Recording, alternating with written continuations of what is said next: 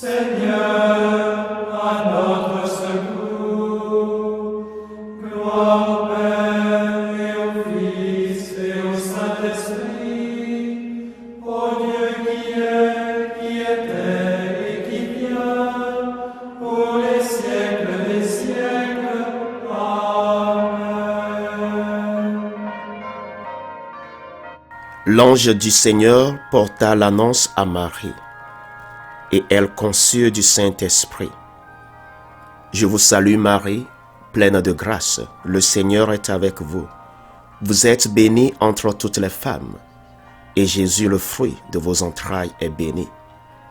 Sainte Marie, Mère de Dieu, priez pour nous pauvres pécheurs, maintenant et à l'heure de notre mort. Amen. Voici la servante du Seigneur, qu'il me soit fait selon votre parole. Je vous salue Marie, pleine de grâce, le Seigneur est avec vous.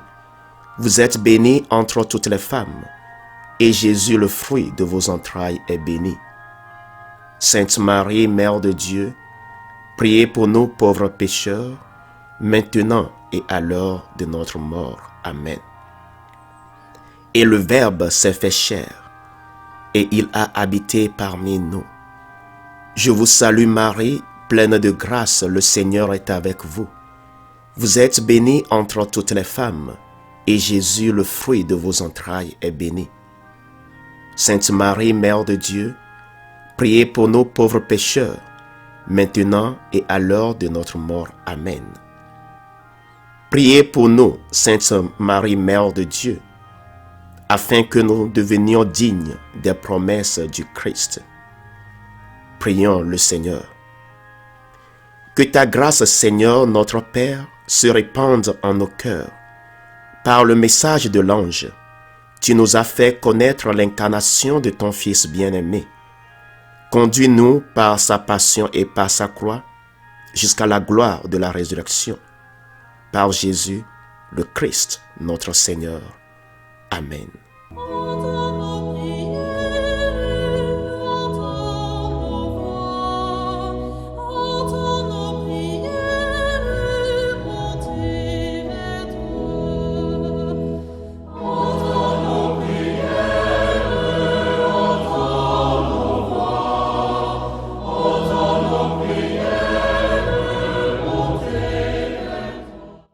Seigneur, dans le silence de ce jour naissant, je viens te demander la paix, la sagesse, la force. Je veux regarder aujourd'hui le monde avec des yeux tout remplis d'amour, être patient, compréhensif, doux et sage, voir au-delà des apparences tes enfants, comme tu les vois toi-même, et ainsi ne voir que le bien en chacun. Ferme mes oreilles à toute calomnie. Garde ma langue de toute malveillance. Que seules les pensées qui bénissent demeurent en mon esprit. Que je sois si bienveillant et si joyeux, que tous ceux qui m'approchent sentent ta présence. Revêt-moi de ta beauté, Seigneur, pour qu'au long de ce jour, je te révèle. Amen.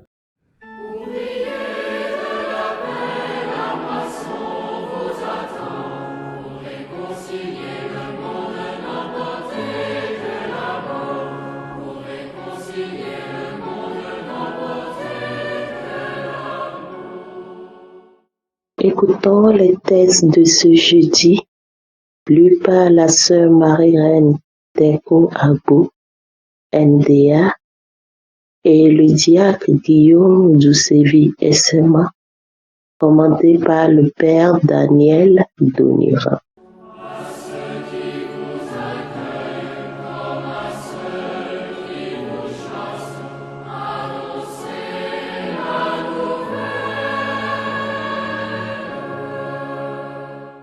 Lecture du premier livre des rois, au chapitre 2, versets 1 à 4, 10 à 12. Comme les jours de David approchèrent de leur fin, il exprima ses volontés à son fils Salomon. Je m'en vais par le chemin de tout le monde.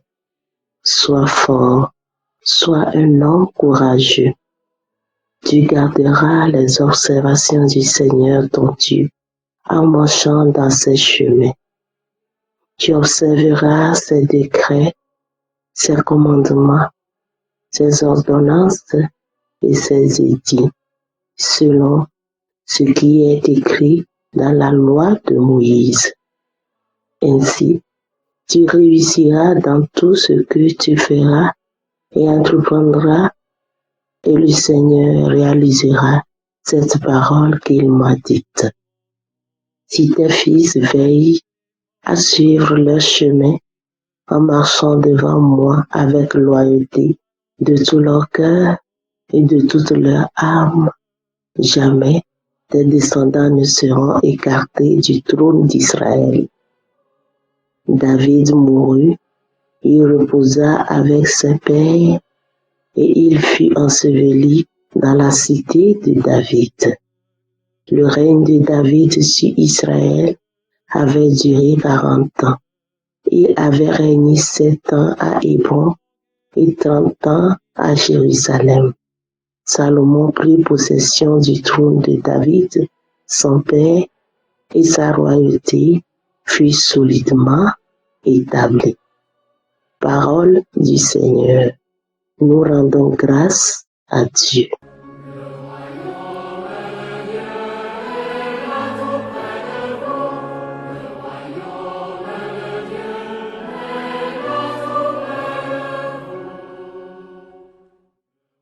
Cantique premier. Seigneur, c'est toi le maître de tout. Béni sois-tu, Seigneur, Dieu de notre Père Israël, depuis les siècles et pour les siècles. Seigneur, c'est toi le maître de tout.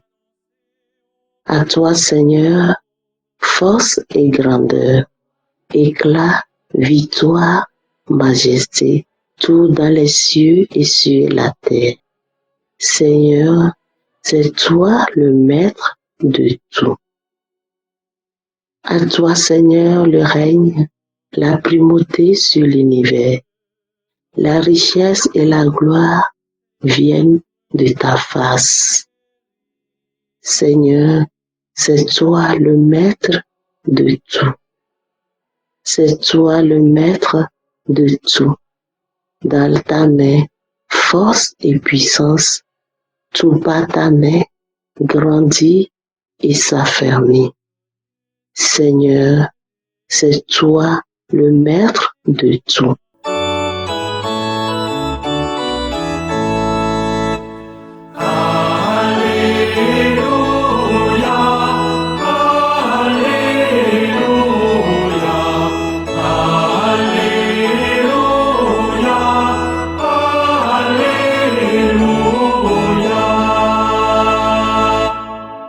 Le règne de Dieu est tout proche.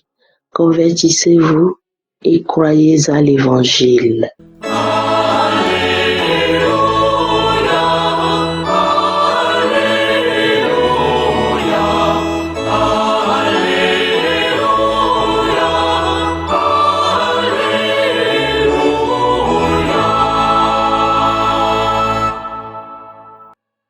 Le Seigneur soit avec vous et avec votre esprit. Évangile de Jésus-Christ selon saint Marc. Gloire à toi, Seigneur. Marc chapitre 6, les versets 7 à 13. En ce temps-là, Jésus appela les 12. Alors, il commença à les envoyer en mission 2 par 2. Il leur donnait autorité sur les esprits impurs et il leur prescrivit de ne rien prendre pour la route, mais seulement un bâton. Pas de pain, pas de sac, pas de pièces de monnaie dans leur ceinture. Mettez des sandales, ne prenez pas de tunique de rechange. Il leur disait encore, « Quand vous avez trouvé l'hospitalité dans une maison, restez-y jusqu'à votre départ. Si, dans une localité, on refuse de vous accueillir et de vous écouter, partez et secouez la poussière de vos pieds. Ce sera pour eux un témoignage. » Ils partirent et proclamèrent qu'il fallait se convertir. Ils expulsaient beaucoup de démons, faisaient des onctions d'huile à de nombreux malades et les guérissaient. Acclamons la parole de Dieu. Louange à toi, Seigneur Jésus.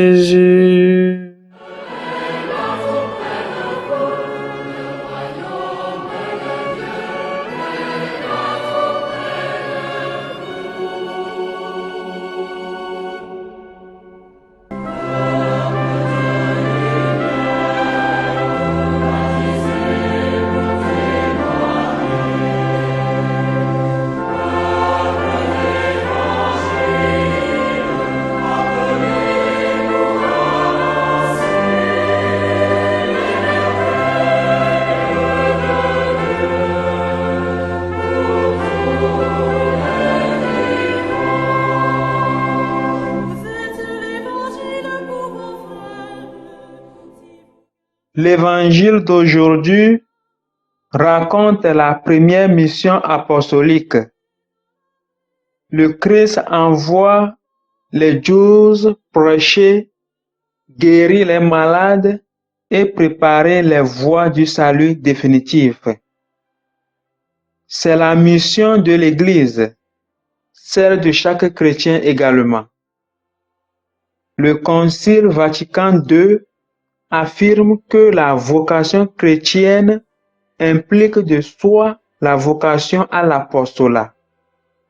Aucun membre n'a de rôle passif, et celui qui ne veillerait pas à la croissance du corps serait pour cette raison inutile pour toute l'Église et aussi pour lui-même. Le monde actuel a besoin, comme le disait Gustave Thibon, d'un supplément d'âme. Pour sa régénération, seul le Christ, avec sa doctrine, est remède pour ses maladies. Le monde passe par des crises.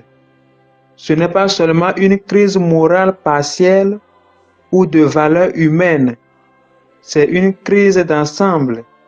Le terme le plus précis pour la définir est celui de crise d'âme. Les chrétiens, avec la grâce et la doctrine de Jésus, se trouvent au milieu des structures temporelles pour les vivifier et les ordonner au Créateur. Qu'en écoutant la prédication de l'Église, le monde puisse croire, qu'en croyant, il puisse espérer, qu'en espérant, il puisse aimer. Saint Augustin. Le chrétien ne peut fuir ce monde. Bernano écrivait ainsi: Il nous a jetés au milieu de la pâte, au milieu de la multitude, comme le vin, nous reconquérons pied à pied l'univers que le péché nous a enlevé. Seigneur, nous te le rendrons tel que nous l'avons reçu en ce premier matin du monde, tout ordonné et tout saint. Loin des secrets est d'aimer le monde de toute son âme et de vivre avec amour la mission confiée par le Christ aux apôtres qu'ainsi qu'à nous tous. Comme l'a dit Saint José Maria, l'apostolat est amour de Dieu qui déborde don de soi, même aux autres. Et le désir d'apostolat est la manifestation exacte, adéquate, nécessaire de la vie intérieure. Tel doit être notre témoignage quotidien au milieu des hommes et tout au long des temps.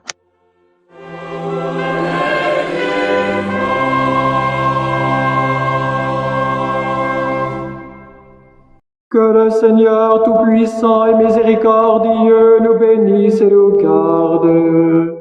Le Père, le Fils et le Saint-Esprit. Amen. Bénissons le Seigneur. Nous